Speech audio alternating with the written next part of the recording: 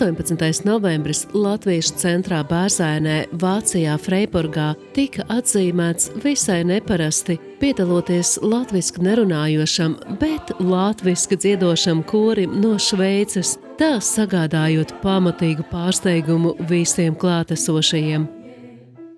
Kad ienāca koris, un es zināju no Šveices, domāju, tur tā latvieši arī netrūkst, vai ne, ka tas ir Šveices koris atbraucis.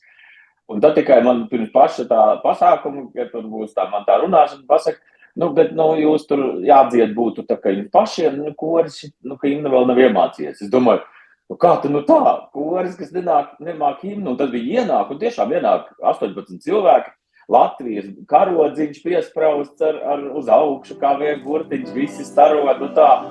Nekādu šaubu, ka tie ir Latvijas patrioti. Beigās izrādās, neviens nav latvietis no viņiem.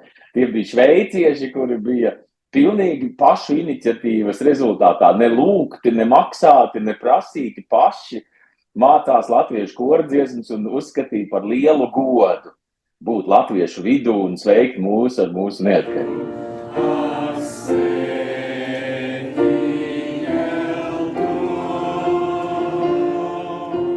Ar himnas dziedāšanu sanākušie gluži labi tika galā paši, un latviešu dziesmas šveiciešu kora izpildījumā tika uzņemtas ar sajūsmu.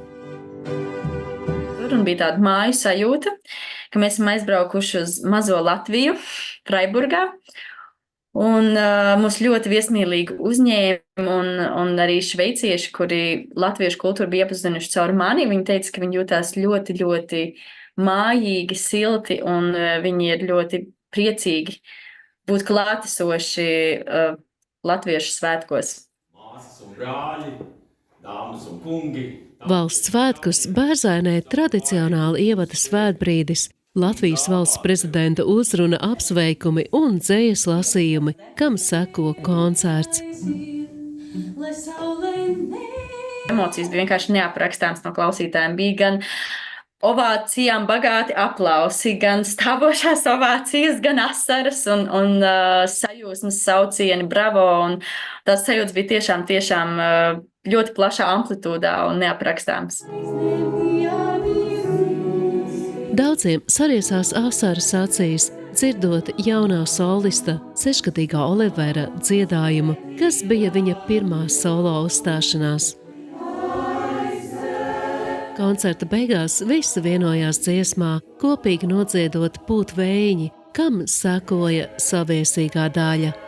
Bērzaine vienmēr bijusi ir māja, radījusi māju sajūtu, lai saules mūžs mūsu Bērzainei, lai saules mūžs mūsu Latvijai.